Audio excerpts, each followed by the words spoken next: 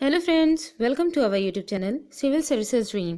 तो फ्रेंड्स, आज की इस वीडियो में हम लोग यूपीपीसीएस 2021 की टेस्ट सीरीज में टेस्ट 18 सॉल्व करेंगे और इसमें हम लोग साइंस के कुछ इंपॉर्टेंट क्वेश्चंस हैं, इन्हें देखेंगे। तो आइए फिर स्टार्ट करते हैं आज की वीडियो। इसमें देखिए, फर्स्ट क्वेश्चन है इसका, ये 2021 की है टेस्ट सीरीज, ठीक है। तो फर्स्ट क्वेश्चन में दिया गया है, तेल जल के तल पर फैल जाता है। तेल की जब ड्रॉप जल के तल पर डाली जाती है तो वो फैल जाती है, क्योंकि तेल जल की अपेक्षा अधिक घना है, यानी इसकी जो डेंसिटी यानी इसका जो घनत्व है वो तेल का जल की अपेक्षा अधिक है। तेल जल की अपेक्षा कम घना है।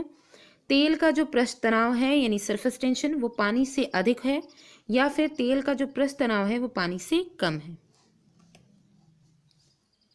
तो क्वेश्चन 1 का जो करेक्ट आंसर है वो है ऑप्शन डी, तेल का पृष्ठ तनाव जो है वो पानी से कम है। होता यह है कि जो तेल का पृष्ठ तनाव है वो पानी की तुलना में कम होता है, ठीक है। इस वजह से इस कारण जब तेल को पानी की सतह पर गिरा दिया जाता है तब तेल की बूंदों के सभी जितने भी इसके पक्ष होते हैं सब पर फोर्स लगने लगता है, सब पर बल लगने लगता है, जिसके कारण तेल की जो बूंद होती है उसकी ड्रॉप जब पानी की सतह पर गिरती है तो वो फैल जाती है।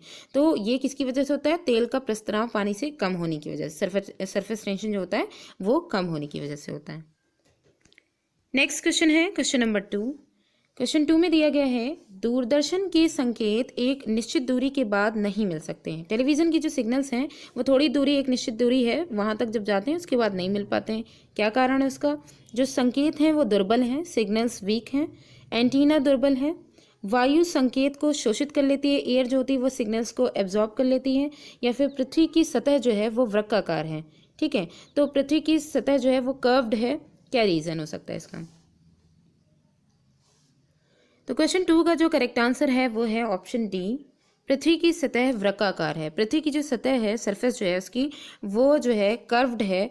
तो इसी वजह से जो दूरदर्शन टेलीविज़न के जो सिग्नल्स हैं वो निश्चित दूरी के बाद मिल नहीं पाते हैं।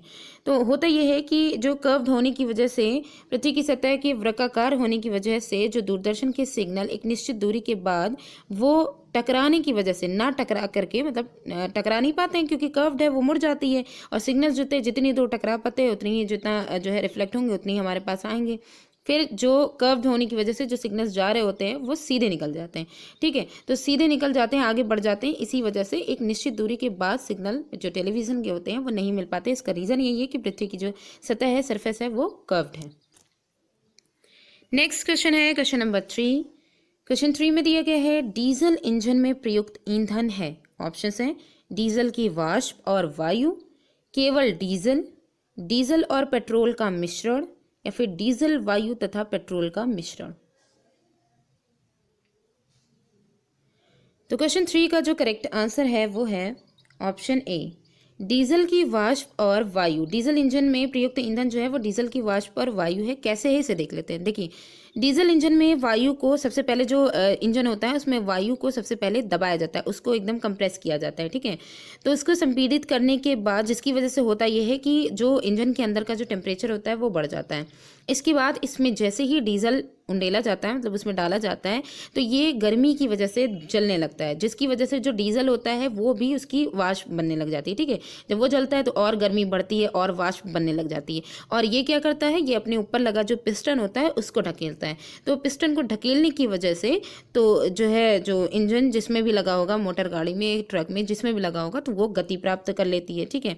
और जिससे हम कई गियर या फिर रेलों के सहारे इच्छित जो हमारे जो ज़रूरी काम होते हैं, जिसमें भी हम जो डीजल इंजन लगा रहे हैं, ठीक है, वो हमारे काम कर सकते हैं, ठीक है, अपनी इच्छा के अनुसार। तो मेनली यहाँ पे डीजल इंजन में क्या होता है, डीजल की वाष्प और वायु का यूज होता है। नेक्स्ट क्वेश्चन है क्वेश्चन नंबर 4। क्वेश्चन 4 में है, अधिकांश प्राणियों के जीवित पदार्थ का लगभग 80% पदार्थ है। ऑप्शंस हैं, प्रोटीन, वसा, कार्बोहाइड्रेट और खनिज। क्वेश्चन 4 का जो करेक्ट आंसर है वो है ऑप्शन ए, प्रोटीन। प्राणियों में जीवित पदार्थ में सर्वाधिक मात्रा में जल जो होता है, वो जल एक अकार्बनिक पदार्थ है, ये पाया जाता है, ठीक है। और जबकि, क्योंकि जल के बिना तो जो है जीवन संभव नहीं होगा, प्राणियों की बॉडी के अंदर भी जल जो है सबसे अधिक मात्रा में होता है। जबकि जो कार्बनिक पदार्थ होते हैं, क्योंकि यहाँ पे क्या पूछा गया है, कार्बनिक पदार्थ के बारे में पूछा गया है, अधिकांश प्राणियों के जीवित पदार्थ का लगभग 80% पदार्थ होता है। ठीक है, तो यहाँ पे जो है जल की बात तो की नहीं गई है, तो जल जो है अकार्बनिक पदार्थ में आ जाएगा। उसके बाद बाकी जो कार्बनिक पदार्थ यहाँ पे जो दिए गए हैं उनमें देखिए, कार्बनिक पदार्थों में सर्वाधिक मात्रा में प्रोटीन पाया जाता है। प्रोटीन अधिकांश प्राणियों में के जीवित पदार्थ का लगभग 80% भाग होता है। ठीक है, तो यहाँ पे ऑप्शन क्या हो जाएगा सही, प्रोटीन हो जाएगा। नेक्स्ट क्वेश्चन है क्वेश्चन नंबर 5। क्वेश्चन 5 में दिया गया है ट्रिपल एंटीजन एक बच्चे को दी जाती है। ट्रिपल एंटीजन किस बीमारी के रूप में बच्चे को दी जाती है? तो देखिए, पोलियो, चेचक, डिप्थीरिया को रोकने हेतु, डिप्थीरिया, कुकुर खांसी, टिटनेस को रोकने हेतु, चेचक, कुकुर खांसी, टिटनेस को रोकने हेतु, या फिर पोलियो, कुकुर खांसी, टिटनेस को रोकने हेतु। तो क्वेश्चन 5 का जो करेक्ट आंसर है वो है ऑप्शन बी, डिप्थीरिया, कुकुर खांसी जिसको पर्ट्यूसिस बोलते हैं, ठीक है, और टिटनेस को रोकने हेतु। अब आपने देखा होगा कि जब बच्चे पैदा होते हैं तो उनका पैदा होने के बाद 2 महीने या 3 महीने या फिर उसके बाद जो है 45वें दिन या 75वें दिन या फिर जो है 1.5 वर्ष के जब हो जाते हैं तब उनको जो है क्या दिया जाता है, तो उनको इंजेक्शन मतलब ऐसे ऐसे उनको टीके लगते रहते हैं। ठीक है, तो ये जो ट्रिपल एंटीजन होता है ये डिप्थीरिया, कुकुर खांसी और टिटनेस जैसे रोग से बचाने के लिए बच्चों को ये टीके लगते हैं। ठीक है, नेक्स्ट क्वेश्चन है क्वेश्चन नंबर 6। क्वेश्चन 6 में दिया गया है निम्नलिखित कथनों पर विचार कीजिए। यहाँ पे कथन और कारण दो चीज दी गई है। कथन में देखिए क्या दिया गया है कि अर्नेस्ट रदरफोर्ड ने रॉयल सोसाइटी के समक्ष कहा था कि मनुष्य को नाभिकीय शक्ति कभी नहीं उपलब्ध होगी। ठीक है, ये इन्होंने कहा था अर्नेस्ट रदरफोर्ड ने। उसके बाद कारण इसका यह है कि उसे ये विश्वास था कि आइंस्टीन का नियम फेल हो जाएगा और मात्रा ऊर्जा में परिवर्तित नहीं होगी, क्योंकि आइंस्टीन ने ही ये कहा था ना कि जो द्रव्यमान है वो ऊर्जा में परिवर्तित हो जाएगा, E=mc² वाला फॉर्मूला इन्होंने दिया था। तो इसी बेस पे तो वही नीचे दी गई कोड योजना है, ठीक है, उसके आधार पर हमें उत्तर का चयन करना है। तो देखिए दोनों ए और आर एवं आर सत्य हैं और आर सही कारण है। दोनों ए तथा आर सत्य हैं किंतु आर सही कारण नहीं है। ए सही है, ए सत्य है और आर असत्य है। ए असत्य है परंतु आर सत्य है। तो इसमें से करेक्ट आंसर क्या होगा? तो क्वेश्चन 6 का जो करेक्ट आंसर है वो है ऑप्शन ए, दोनों ए तथा आर सही है और आर सही कारण है।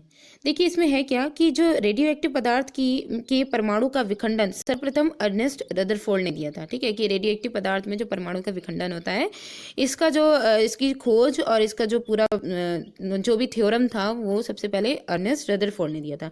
तो परमाणु का विखंडन करने के बाद रदरफोर्ड ने रॉयल सोसाइटी के समक्ष भाषण देते हुए कहा कि मनुष्य को नाभिकीय ऊर्जा कभी भी प्राप्त नहीं होगी, क्योंकि रदरफोर्ड को यह विश्वास था कि आइंस्टीन द्वारा जो प्रस्तुत किया गया था कि द्रव्य को ऊर्जा में परिवर्तित, जो द्रव्यमान है उसको ऊर्जा में परिवर्तित करने के लिए उन्होंने जो समीकरण दिया था E=mc² वाला, वो फेल हो जाएगा और पदार्थ की मात्रा को ऊर्जा में, पदार्थ की जो मात्रा होती है उसको ऊर्जा में परिवर्तित नहीं किया जा सकता है।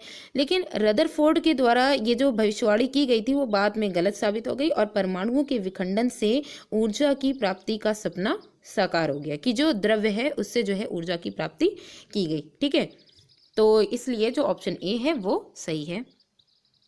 नेक्स्ट क्वेश्चन है क्वेश्चन नंबर 7। क्वेश्चन 7 में दिया गया है कि परमाणु बम का कार्यकारी सिद्धांत यूरेनियम का नाभिकीय विखंडन है।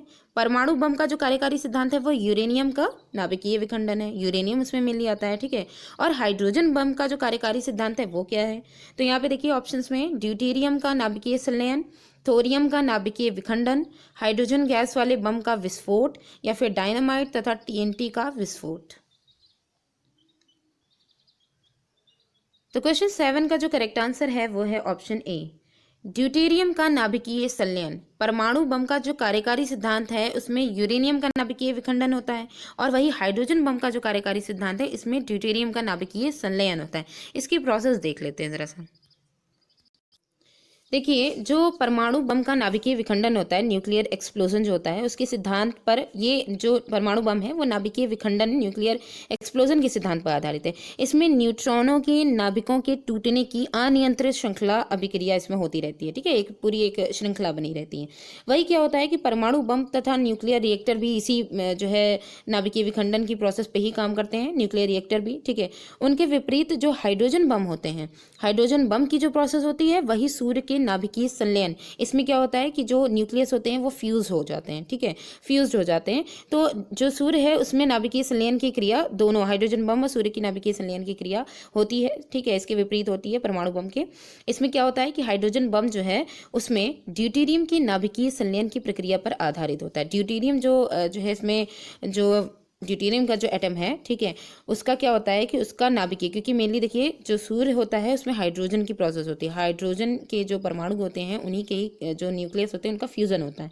ठीक है, तभी ऊर्जा निकलती है। वहीं यहाँ पे हाइड्रोजन बम में ड्यूटेरियम क्या होता है, उसका जो है एक जो है अपस्थानिक ही तो है उसका, क्या कहते हैं, हाइड्रोजन का। ठीक है, तो ड्यूटेरियम की नाभिकीय संलयन की प्रक्रिया पर आधारित है। हाइड्रोजन बम परमाणु बम से कई गुना भयावह और संहारक है। ठीक है, जबकि सूर्य में हाइड्रोजन के नाभिक हीलियम के नाभिकों में लगातार संलयित होते हैं। हाइड्रोजन के नाभिक किसमें होते हैं, वो जुड़ जुड़ करके वो जो है हीलियम में परिवर्तित, उसमें संलयित होते रहते हैं, जिसके फलस्वरूप विशाल ऊर्जा उत्पन्न होती है। ठीक है, तो हम ये कह सकते हैं कि हाइड्रोजन बम का जो कार्यकारी सिद्धांत है वो ड्यूटेरियम के नाभिकीय संलयन पर आधारित है। नेक्स्ट क्वेश्चन है क्वेश्चन नंबर 8। इसमें दिया गया है निम्न में से किसमें कार्बन मिलता है। तो देखिए ऑप्शंस में लिग्नाइट, टिन, चांदी और लोहा। तो क्वेश्चन 8 का जो करेक्ट आंसर है वो है ऑप्शन ए, लिग्नाइट। लिग्नाइट अपरिपक्व कोयला होता है। ठीक है, तो यहाँ पे कार्बन की बात की जा रही है ना, तो लिग्नाइट क्या है, ये अपरिपक्व कोयला है, कोयले का ही जो है ये रूप है। जलते समय अधिक धुआं ये देता है और इसमें कार्बन का जो अंश होता है वो 45 से 55% तक होता है। ठीक है, तो इसमें जो है इतना कार्बन होता है। नेक्स्ट क्वेश्चन है क्वेश्चन नंबर 9। क्वेश्चन 9 में है फ्यूज में प्रयुक्त होने वाली तार की विशेषता होती है। फ्यूज जो होता है इसमें तार की क्या क्वालिटी होती है, कैसा तार यूज़ किया जाता है। निम्न प्रतिरोधक शक्ति और जो है उच्च गलनांक वाला, निम्न प्रतिरोधक शक्ति, निम्न गलनांक वाला, उच्च प्रतिरोधक शक्ति, निम्न गलनांक वाला और उच्च प्रतिरोधक शक्ति, उच्च गलनांक वाला। यहाँ पे प्रतिरोधक जो शक्ति यहाँ पे दी गई है रेजिस्टेंस पावर हो जाएगी। ठीक है, और यहाँ पे गलनांक जो है वो उनका बॉइलिंग पॉइंट होगा, वो चाहे हाई बॉइलिंग पॉइंट हो या फिर यहाँ पे लो बॉइलिंग पॉइंट होगा। ठीक है, तो यहाँ पे देखते हैं इसका सही आंसर क्या होगा। तो क्वेश्चन 9 का जो करेक्ट आंसर है वो है ऑप्शन सी, उच्च प्रतिरोधक शक्ति। यानी कि फ्यूज में प्रयुक्त होने वाला जो तार है, जो वायर है, उसकी जो रेजिस्टेंस पावर होगी वो हाई रेजिस्टेंस पावर का होगा और दूसरी चीज़ उसका जो बॉइलिंग पॉइंट होगा वो बहुत ही लो होगा। ठीक है, लो बॉइलिंग पॉइंट होगा। रीज़न क्या है, क्योंकि फ्यूज में प्रयुक्त होने वाले तार का जो गलनांक है, बॉइलिंग पॉइंट जो है वो निम्न होता है, ताकि जब वोल्टेज बढ़े, ठीक है, तो वोल्टेज बढ़ने पर फ्यूज तार तुरंत बॉइलिंग पॉइंट कम है, ठीक है, तो तुरंत जो है हाँ इसका जो है सॉरी यहाँ पे गलनांक मेल्टिंग पॉइंट है। ठीक है, तो जो है बॉइलिंग पॉइंट नहीं है, मेल्टिंग पॉइंट है। तो यहाँ पे क्या होता है कि जो है निम्न गलनांक की वजह से, मेल्टिंग पॉइंट कम होने की वजह से फ्यूज तार जो है वो तुरंत जैसे ही वोल्टेज बढ़ता है तुरंत वो गल जाता है। ठीक है, जिससे क्या होता है कि अन्य विद्युत उपकरण जो हैं वो नष्ट होने से बच जाते हैं, वहीं पर ही जो है पावर कट हो जाती है। और यहाँ पे जो उच्च प्रतिरोध हाई रेजिस्टेंस जो रखा गया है वो इसलिए रखा गया है ताकि वोल्टेज बढ़ने पर ये जो उच्च प्रतिरोध है ये जो है मतलब हाई रेजिस्टेंस उत्पन्न करके उसे बढ़ने से रोक दें। ठीक, ऐसा ना करने पर कभी कभी सर्किट के ही जो है सर्किट जो लगी रहती है ना उसी के ही जल जाने का खतरा रहता है, उसकी संभावना रहती है। इसी वजह से फ्यूज़ में जो तार है वो हाई रेजिस्टेंस पावर का होता है और उसमें जो है मेल्टिंग पॉइंट जो होता है वो लो मेल्टिंग पॉइंट होता है। ठीक है, लास्ट क्वेश्चन है क्वेश्चन नंबर 10। क्वेश्चन 10 में दिया गया है भाप से हाथ अधिक जलता है अपेक्षाकृत उबलते जल से, क्योंकि भाप में गुप्त ऊष्मा होती है, भाप शरीर के भीतर घुस जाती है, भाप में अधिक मारक क्षमता होती है या फिर भाप हल्की होती है। तो क्वेश्चन 10 का जो करेक्ट आंसर है वो है ऑप्शन ए, भाप में गुप्त ऊष्मा होती है। भाप से जलने की जो तीव्रता होती है वो उबलते हुए जल की अपेक्षा अधिक महसूस होती है, क्योंकि भाप के कणों से जो अधिक मात्रा में गुप्त ऊष्मा निकलती रहती है। तो लेटेंट हीट जो होती है वो जो है बहुत अधिक मात्रा में निकलती है भाप से, इसी वजह से भाप से हाथ अधिक जलता है और अपेक्षाकृत जो उबलता हुआ जो जल होता है उससे जो है ज़्यादा जो है भाप से जल जाता है। ठीक है, तो फ्रेंड्स आज की वीडियो यहीं पे ही एंड होती है। वीडियो कैसी लगी कमेंट करके ज़रूर बताइएगा। Thanks for watching.